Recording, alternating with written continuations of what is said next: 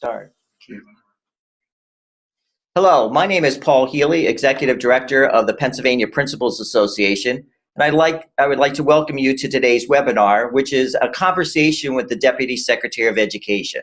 Today's webinar is being sponsored jointly by the Pennsylvania Principals Association and the Pennsylvania School Study Council, located on the campus of Penn State. I'd like to introduce Dr. Joe Clapper, the Assistant Executive Director of the Pennsylvania Principals Association, who will provide some additional information about today's webinar and also introduce our guests. Joe? Well, good morning and welcome to everybody. We're certainly glad you've tuned us in. This is our inaugural webinar at the Pennsylvania Principals Association, and we're delighted to have a very special guest with us today, and that is, as Dr. Healy mentioned, Deputy Secretary for Elementary and Secondary Education, Matt Stem. So Matt, welcome to Pennsylvania Principals Association offices. We're delighted you're willing to spend time with us today and respond to some questions from our 3,400 members across the Commonwealth of Pennsylvania. Paul mentioned also that it's sponsored by the Pennsylvania School Study Council. We also have with us today Dr. Larry West. And Larry is the Executive Director of the Pennsylvania School Study Council. And we're just glad to partner with you, Larry. And we've done other partnerships together over the last several months, and we appreciate the friendship and the partnership. Exactly. It is friendship and it's a partnership, and I appreciate the honor of being here today with all of you. Thank you. Great. So I think we'll turn it back over to Paul here, and we'll kick it off. All right. So before we get started, let me do obviously a commercial for the Pennsylvania Principals Association. I want to let everyone know and to remind them that we just put out some information for a summer professional development opportunity for all school leaders. It's called the Pennsylvania Educational Leadership Summit that will be held up at Penn State at the Penn State of July 24th through the 26th. This conference is very, very unique because it's being sponsored by 4 of the leading educational organizations. Ourselves as a Principals Association, along with the Superintendents Association, Middle Level Educators, and Pennsylvania ASCD. So we've come together to provide a rich experience, and we're building this as a team type of event, from superintendents the whole way down to even aspiring school leaders to come to this conference. PDE is in full support of that. We met with the Secretary of Education before we actually launched this conference, and great news is we have been approved for 50 Pill hours for this as well. So information is on our website. So if you'd like some more information about that, please get that as soon as possible, because registration is limited right now to the first 400 participants. So we hope to see you there. So let's get started with our conversation with Matt. Matt, you're coming up on 1 year at PDE right now and in the next couple months, and I know you've been doing a great job of trying to get out there, getting your face out there, as well as the message for PDE. So to personalize yourself a little bit more for our audience, could you tell us a little bit about your educational background and experiences to the people that might not have met you yet? Sure. So again, thanks for the opportunity to be here today, and appreciate all of your partnership and the great work that you all are doing. So my background, I've been with the department, as you shared, for a little bit less than a year. It'll be 1 year in March. It's amazing how quickly time flies. Prior to that, my other 22 years were all in the field. So I started all the way back in 1993 as a 6th grade classroom teacher. Did that for a number of years, taught middle school for a few years. Assistant principal, then principal for 7 years. Great time in my career in elementary principal. Eventually moved up to different central office positions. Was an assistant superintendent for secondary schools, and all of that was in the school district of Lancaster in Pennsylvania, mid-sized urban district. And then following my time in Lancaster, I also had the opportunity to work in the Wyomissing area school district for a little over 2.5 years, close to 3 years, as the assistant superintendent there as well, and was just blessed with amazing opportunities and surrounded by good people and strong communities that support education, and was able to join the team at PDE and bring those experiences and leadership to help improve things statewide. Great. Well, welcome. We're certainly glad for your support of K-12 education. Matt, something really interesting and I think good happened last week. I think you would agree. Governor Wolf signed into law Senate Bill 880, which gave pause to the Keystone exams / project-based assessments. And it means now there's this moratorium. And so there's a tight window, at least as I view it, of 6 months. Right. Where the department is now going to have to make some recommendations to the General Assembly. That's correct. So I was wondering what's your timeline, and how are you going to go about accomplishing all of that in a short, tight window? Sure. So first of all, yes, we absolutely agree that this that the signing of this bill into law is a good thing for Pennsylvania students and schools. And I think it was telling for those of you that followed the process. When Senate Bill 880 first came out, it had passed 49-0. There were some revisions in the House that passed unopposed, and then came back to the Senate and passed unopposed. And I think that's a pretty good indicator that our stakeholders in our General Assembly are understanding of the need to take a look at our graduation requirements and ensure that while we're keeping the bar high for what we expect from students, that we're doing it in a way that's responsible and in a way that really takes into consideration all of the attributes that we would consider would be indicators that students are ready for college, career, and workforce success. So in terms of process, you're exactly right. The law requires the department within 6 months. So the clock started ticking on February 3rd when the governor signed it into law, and it tasks the department with exploring alternatives to the current system of graduation requirements, and then presenting those to the General Assembly for consideration. So even prior to passage of the law, we had already begun engaging both internal and external stakeholders in gathering research base, because whatever decisions we make, we want to make the most of the opportunity, and to do that responsibly really requires a deep look into the research of what is best practice, what's happening in other states, and also even taking into consideration what's happening on a global level. What are the current trends that what indicators are for college career readiness. And so that research is actually close to being completed, so that we have that research as a base for upcoming stakeholder sessions that we're going to hold in the next several months throughout the Commonwealth. And so we are in the process right now of preparing invitations to go out. For those of you, I'll speak to the principals and other administrators in the audience, anyone who has emailed me directly or the secretary or Executive Deputy David Volkman, we've actually funneled those to me, and I've maintained all of those. We receive emails saying, hey, if this ever comes up, if the bill ever passes, I'd love to have a seat at the table. So we've held all of those emails, and those folks are on the list. And then we're going to be, in the next couple of weeks, reaching out to some of our partner associations as well, and helping identify additional individuals to sit at the table, along with stakeholders outside of the education community, inclusive of lawmakers, inclusive of workforce folks, and others. So we're excited. That's good to know, because we have had our members contact us and say, gee, we'd like to give input into to the Department of Ed. So we'll make sure we pass that information along to you as well. I have to ask this question, though. Prior to signing that into law, there are project-based assessments. There were numerous ones, I think, in the pipeline, so to speak. That is correct.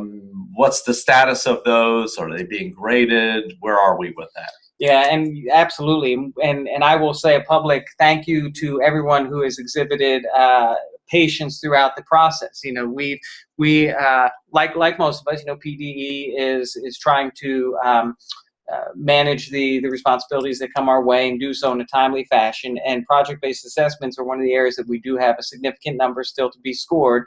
And we are going to score all of those project-based assessments that have gone into the system, and we'll continue to do so. So we actually have an internal team that's been meeting every 2 weeks now to systematically ensure that we're staying on top of those numbers, and we have different individuals internally assigned to the 3 content areas, and we will continue to work through those. And again, we just appreciate everyone's patience in that process. Thanks. So Matt, let's turn our attention to another piece of legislation, both at the federal level, which is Every Student Succeeds Act. And as you know, and as most educators know, that authorization of that provides a little bit more flexibility to states right now, and maybe at the local level as well. So these windows of opportunities, and a two-part question. One is what are the plans for PDE of Pennsylvania to make sense of ESSA? Mm-hmm. And the second question related to that is it opens the window of opportunity to go back and look at educator effectiveness. We're in our third year of implementation for teachers, our second full year of principals. And as a principals association, we're concerned we may get one bite at the apple for this to go back through it. And with any new program, you have to look at it, reevaluate it, tweak it to make it beneficial and sustainable for the long term. So I know there's been some work around SPPs, and I guess I asked this question of you the other day. We'll be looking at all components of that on the right side of the wheel to go forward when we go to the legislation to do what may be some tweaks or things like that. So if you could respond to both of those. I sure can, yeah. So let me take the first part of the question first. When ESSA passed back in December, that for those of us that have been in education as long as I think, I don't mean to age us, but I know that the four of us have been around prior to No Child Left Behind for sure. And this is a significant occurrence, at the national level in terms of education policy and trends for the next generation possibly.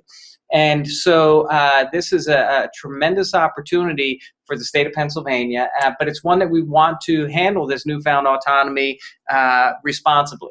And we do believe in maintaining the bar high for students in Pennsylvania.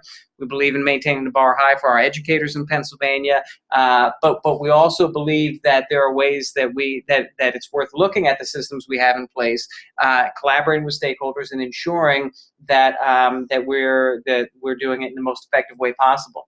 So there are four real key. We've sort of synthesized the autonomy coming out of ESSA in four big themes, and those being one that you mentioned, and that's educator effectiveness. So teacher evaluation. I mean, the feds have sort of said this is a state responsibility, and it is now for states to take a look at. I don't want to get too far into the weeds with it, but in the former system of waivers, there were certain federal requirements in order to have a waiver around what you were doing with how you evaluated teachers. And that authority has been passed back to states. So one, we have to engage stakeholders in talking about exactly what you shared, educator effectiveness, and I'll talk about that more. The second area is around accountability for schools. So in the past, the feds had pretty clearly defined what the criteria are by which a school enters, is either identifying as a quote-unquote failing school, bottom 5%, next 10% priority and focus schools. And then not only how you are identified, but also what the sanctions are that went along with that. It's good to see that in the ESSA Act, not only is authority being returned back to states, but what states are being directed to do is to revisit their plans and accountability, and they use the term interventions. So when a school is identified as struggling, it's the state's responsibility to intervene. And that has, I think, a very different connotation as opposed to the limited menu of options that we've had in the past for schools in that status. So that's the second bucket. The third bucket is around assessment and looking at where there are opportunities to improve the efficacy of the assessment system. I mean, we're still required to administer assessments in grades 3 through 8 and then 3 assessments in high school. That has not changed, and those assessments need to be aligned to state standards. However, within that, there is an opportunity for us to look at that system and determine if there aren't any ways to refine and improve that. And then finally, the area that we really want to look at is in certification, because at the federal level, USDE is going to have less of an interface with the notion of highly qualified. And so this is an excellent opportunity for us in Pennsylvania to take a look at our certifications in some key areas that may have had highly qualified implications before, and determine if there is an opportunity to make some revisions there. Again, all in the interest of making sure that we're serving students well and have efficient systems in place to do that. So, but if you think about the things that we laid out, that's, any one of those areas is a monumental undertaking. So what we want to do is in the next, again, it's probably a 6 to 8 month time frame, is really kind of create a task force, so to speak, and with the cooperation of legislators, and work together to just as we talked about with the graduation requirements, identify stakeholder groups that can get together under our facilitation and collaborative facilitation to make recommendations. Right now, almost everything in our system in those 4 areas that we discussed, with very few exceptions, is codified in statute and regulation. And so, the department's role is to work closely with all of our stakeholders and be able to make recommendations about what we believe our next steps we can take that would best serve our students. And so there's quite a lot happening in these next 6 to 8 months, so to speak, as we engage in this work. But I think around ESSA, we want to, at least through those stakeholder conversations, establish frameworks. So we're not going to, those groups are not going to be able to get down to the granular level in terms of how we make changes in those areas, but I think at a framework level to make recommendations that then would lead to the development of refinements in the system. So again, it's a tremendous opportunity. So that was only part 1 of your question. I didn't lose part 2. So part 2, in terms of educator effectiveness, which is one of those four buckets to look at, there are good things that have come out of the system that we have in place now, and we've gotten a lot of positive feedback from the field, particularly around the Danielson model and how that's brought continuity from district to district, how it's calibrated folks so that whether I'm an educator in fill in the blanks, western part of the state or the eastern part of the state, we're looking for similar types of evidence where we're calibrating folks in the same way in the 4 domains, providing consistent feedback and aligning professional development in those areas. And so, so there are good things that are happening, but at the same time, we have to acknowledge the fact that there are unintended consequences that you run into, particularly in the way in which you attach student achievement data directly to the educators' evaluations. And that's not to say that there's not a place for student data in as part of educators' evaluations. But we know that in our current system right now, there are some elements that are at least worth looking at and to see, basically, is the system doing what it was intended to do? And that's really the question that we need to ask ourselves. And if it is, then it's an appropriate and effective system. And if it isn't, those are the areas that we have to have conversations about and look at the ways and opportunities that we have to refine and revise that. We're certainly, as an organization, very happy to hear that there will be some opportunities to do that, because people understand where we're at with that. We, the right side of the wheel, we've been very upfront saying that those are great things to be collecting evidence upon. However, when you try to quantify those things and relate it to a score to judge a teacher or a principal, that's where it gets a little mixed up. So we believe that those things could be critical conversations that happen when you collect that evidence to talk about curriculum, instruction, and cohorts of pupils as well. So hopefully we'll continue to be having that discussion with your department as the months go on. Yeah, we'll absolutely continue to engage you at the table, as well as other associations and stakeholder groups have to be a part of that conversation for sure. I think at the end of the day, what everyone has to realize is that teaching and education is a very complex task, and so as we attempt to work linear systems into a complex practice, we have to make sure that those systems are very well conceived, and that's what we'll continue to do. Thanks, Matt. Last week there was a significant event. The groundhog saw or didn't see a shadow, but we're going to have an early spring. That's the upshot. Good. What that tells me, though, is that spring is coming before you know it, and that means PSSA season is coming.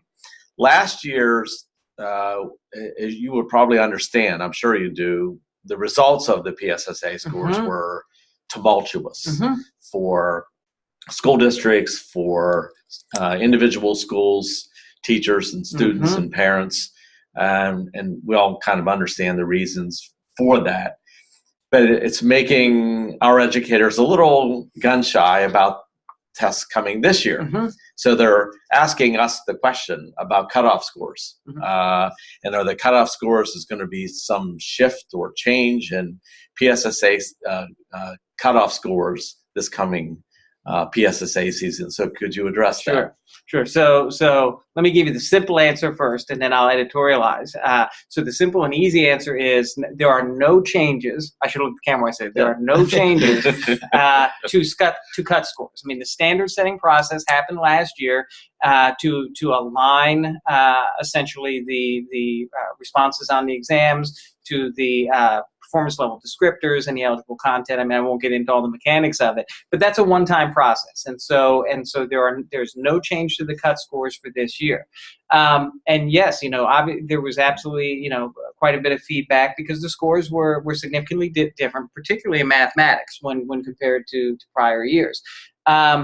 If you compare our PSSA results to other states that also shifted to more rigorous standards, and last year again was the first year of implementation for our new assessment aligned to those standards. What we saw in Pennsylvania was not strikingly different, and in fact, in some areas like English language arts, those scores were higher than a good number of states, and the math scores were very much in line with the majority of states that shifted to a new assessment. I think hindsight being 2020.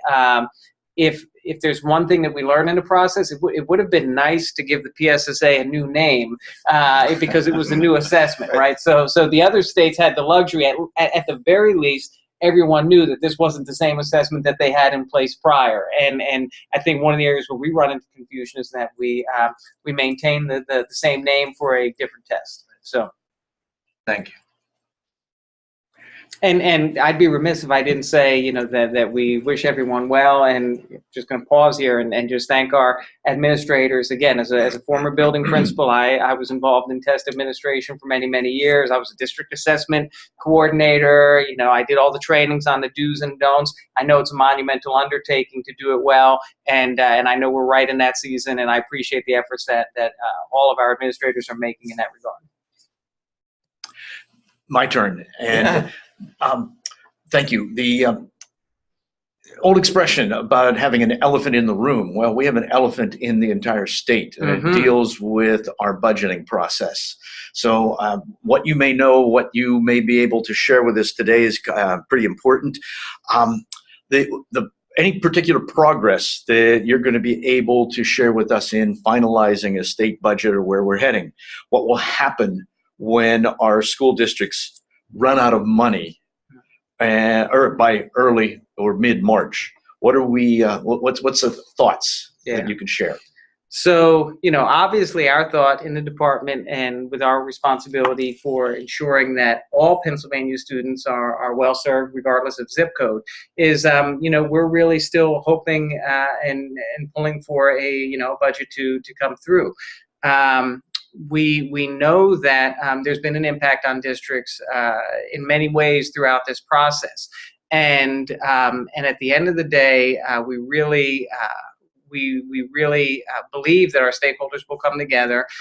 We believe that government works and can continue to work in the best interest of our communities, and we at the department look forward to supporting districts through the transition. In the meantime, certainly from the standpoint of elementary and secondary education, we are going to be responsive to districts every step of the way, and we have been. We field calls, particularly in federal programs. We get calls coming into special education and our federal programs department and others, and our staff is on the ready to answer questions that arise. We're also working to prepare somewhat of a toolkit to help districts navigate and ensure that they're at least thinking through steps along the way in this interim when they don't have a budget released for the entire year. But again, we're hopeful that folks will come together and really pulling to see a budget in place soon that serves all of our students well. Thank you for that. May I ask one more question regarding budgeting and fiscal concerns that just digs a little deeper into the entire issue? And this one is around charter schooling. A lot of schools and a lot of conversations that I have with schools, there's concern about how our charter schools are paid. There's not a question about competition or things of that nature. It's a welcome element, I think, within an opportunity for families within our school, our state. But the way that our school districts are required to pay for charter schooling out of a minimized budget, is there any opportunity of conversation, or is there any direction for the way this may be going with the state? Yeah, I mean, and so we know that right now there are districts that are withholding funds from getting out to charter schools during this process, and again, everybody feels the pain, and we know that there are charter schools that are serving our students very, very well, and want to ensure that they're well equipped to continue to move forward. And so again, at the department, our role is, we're trying to answer questions, provide support as we can, and really just continue to advocate for getting the budget completed. And we know that there was some bipartisan agreement earlier in the year before the holidays, and that would have alleviated this situation if we were able to fully bring that to closure. Unfortunately, that didn't happen, but we're hopeful that it will, and trusting that that everyone has our communities and our students' best interests in mind, and can make that happen. Thank you, Paul. And Paul and Joe gave me the money questions, so I apologize for that. Thank you. I like their questions better. Well, I'm going to shift gears pretty dramatically here now with a question. And we get dozens and dozens and dozens of phone calls from our members asking for advice about various and sundry items. And this question we get a lot. This relates to educator misconduct, which is a serious matter. But sometimes parents or other stakeholders will file an educator misconduct complaint with the Department of Ed or the arm of the Department of Ed. In our opinion, in the opinion of our members, sometimes those complaints are really not particularly valid, and it's just maybe a principal maybe didn't handle a discipline matter the way the parent or the student would have liked them to have handled it, and therefore files a complaint with the department. Well, then what happens with that is the principal then gets a letter from that department, and it's a pretty heavy-fisted letter. It wants their resume, and it wants details about what occurred with this discipline matter. So the question would be then, if that happens, and then this same principal is a candidate for a position, let's say to be an assistant superintendent or a principal in another district, does that put that person that principal in limbo, his or her candidacy in limbo, while that innocuous, in our opinion, complaint is investigated? And I'll follow up on that. Or also signing up for their clearances when their clearances are done, saying, have you ever been part of, a misconduct or an investigation? And how do you check that? Then you can't get your clearances. So it's a two-part question for that. Right. So let me stick to part one first, if I can. So, these are always challenging issues. Yes. And I know that a good chunk of our audience right now are principals. And so you think about as principals, when there's a complaint against a teacher, there's a responsibility that we as principals have, right? And we have to do our due diligence, and our principals have to take every complaint seriously. They have to verify the veracity of the complaint, take the appropriate actions. And as we always tell our teachers, and I think all of us have probably lived this, it is not an enjoyable process to be on the receiving end of a complaint. And I think, as we also tell our teachers, the facts will play themselves out. And if you've done nothing unlawful or immoral or unethical, that'll play itself out, and we look to get you back in action, or support things moving forward as quickly, as efficiently as possible. But principals have to do due diligence, and other administrators with those complaints as they come in. The same holds true for administrators. And when those complaints come in, and when they come to the department, you're right, we do send letters. I don't know if I would characterize them as heavy-fisted, but that's okay. I think we agree on almost everything. We're allowed to slightly nuance some of our responses. But at the same time, I think the letters do come out that say, we need your resume, we need some additional information, and the purpose is again for the state to do our due diligence in complaints that are brought forward, and we do believe that the facts play themselves out, and do our very best to keep that moving forward efficiently. And I think that's one of the big issues, is that sometimes those complaints, as they hang out there longer, it's a very unsettling feeling to be on the receiving end of a complaint and awaiting feedback or closure on that. And we do fully understand that. But in that process, and while that's happening, there's nothing that precludes an administrator from being considered in employment, in another district, even for that matter. There's nothing that would prohibit employment for an administrator that has a complaint filed from being employed. However, they do have to disclose that. So, when you're interviewing, you have to disclose that there is a complaint that's been filed. And I think we would trust that in those situations, that administrators, again, the facts always play themselves out, and that they would be able to address that in that setting. So that's our role there. And again, we will continue to do our best to keep that process moving forward as efficiently as possible, because what we don't want is folks to be in a waiting game and have that unsettling feeling, regardless of what had happened. They just want the closure. Matt, we covered a variety of topics today with you, and we really appreciate that, and wanted just to give you an opportunity that if there was any topic we didn't explore, that this is your opportunity to talk to our members about that as well. So. Sure. So, I think in closing, first of all, again, thank you for the opportunity to be here today. We, with the department, rely on our partners. I mean, our role is to remove obstacles and support great things happening. And it's with our various partner organizations that we're able to do that, and the support and leadership that you're providing our principals is invaluable. So thank you for the opportunity to be here today. So I think that again, we talked a little bit about budget before, and we know that we have a governor that's fighting hard to provide fair and equitable funding for all schools in the Commonwealth, and to ensure that every student has an equal opportunity to a high quality education.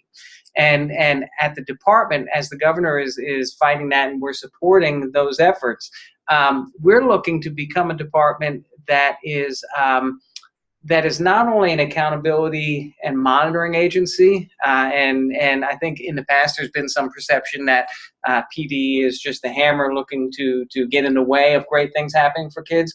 But under Secretary Rivera's leadership, we're working very hard to become an agency that's known for high levels of support support and resources that our administrators and teachers can look to the department. And when they say PDE, they think about an organization and an entity that equips them to really effectively personalize learning for their students, as opposed to an entity that creates initiatives and tasks that pull them away from teaching and learning. And that's what we're working hard to do. And I think in some measures we've been able we're starting to see some of the fruits of that. And we've gotten positive feedback in almost weekly. We get positive feedback around increased responsiveness, credibility of the guidance we provide, but we know we have a long way to go, and our team is working hard, and our leaders in every area are working hard to provide that level of service to the field. So that's sort of the cultural end of things. And then just in terms of high priority initiatives, we discussed the graduation requirements. That's certainly a top priority for us to get that report together and have some very thoughtful recommendations to General Assembly. Obviously, everything around ESSA is going to be front and center, and we're going to be engaging stakeholders in that. You had mentioned before, and I'll just reiterate, the school performance profile. We've had 25 visits, with still 5 more to go, I believe, throughout the Commonwealth, with well over 1,000 in attendance, looking at ways that we can take a more holistic look about how it is that we report school success. And we've gotten tons of feedback, and are very excited about that work. And hopefully as we work with lawmakers and others, we'll have a pathway to get a new school performance profile in place at some time in the future, as part of, and as you point out, as part of everything that we're looking at relative to ESSA.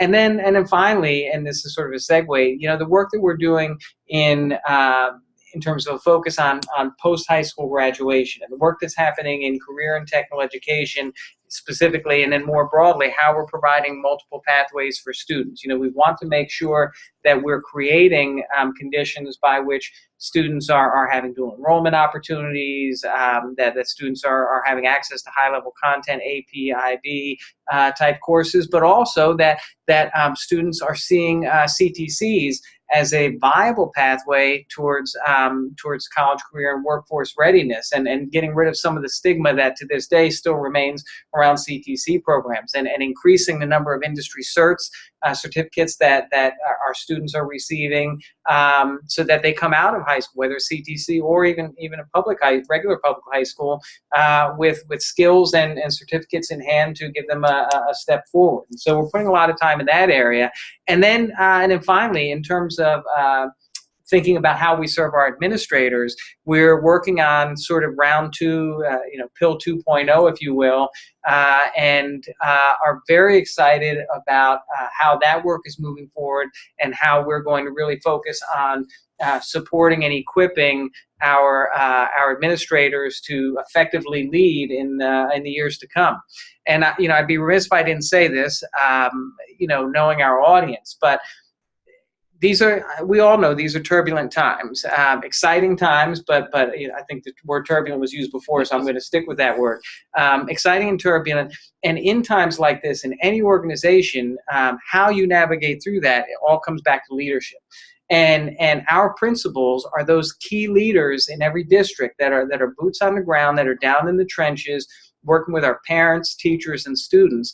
And we as a department absolutely believe that if we have a strong, effective principal in every building in the Commonwealth, all of the other issues will sort themselves out. It's absolutely the key to the success of our students are the individuals in those seats, and we look forward to continuing to partner and support to ensure that our principals feel well equipped for the task at hand. Well, thank you, Matt. We really appreciate that.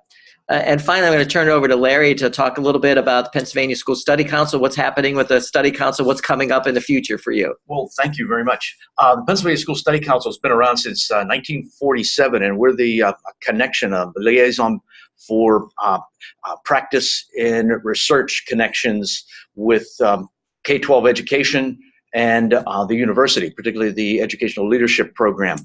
And we represent about 65 districts, intermediate units, and some charter schools out there now as well. But we also reach out to everyone in terms of all of our opportunities. And there's a very special opportunity happening on March 30th we'd like to make mention of. It is it's called a Special Program Summit. And we're going to be highlighting two research grants that are going on at the university, as well as a cafeteria of events for our participants to be able to explore and find out more. This is not about special education only. This is about supporting students beyond IEPs and supporting all students. We're going to be talking about grief response, dealing with how do we help students that have had a loss of a family member and not just a traumatic event happening at the school. We're also looking at a special education law that will be delivered that particular day. And our National Counselors Association is going to be there talking about programmatic opportunities for their schools. And the day is kind of like an opportunity for people to walk away with a whole lot of things. So everyone will get to experience a little bit of everything as well as the keynote pieces. So it will be in State College on March 30th. And we do reach out to everyone, not just members. We reach out to everyone through PennLink as well. So. Well, thank you, Larry. Thank Certainly, you. The Principals Association values our partnership with the School Study Council. We've done some things in the past. We hope to do some more things in the future. I also want to thank everyone today, Matt, Larry, Joe, for being with us this morning, taking time out of your busy schedules to produce this first webinar that we hope is the first of many as we go forward. So thank you for joining us. And if you have any questions about the content of today's webinar, please feel free to shoot us an email, and if we can't answer the question, we'll certainly shoot it off to Matt, who has always been gracious in providing responses as well. So thank you very much for viewing today's recording. Thanks. Thank you. Thanks.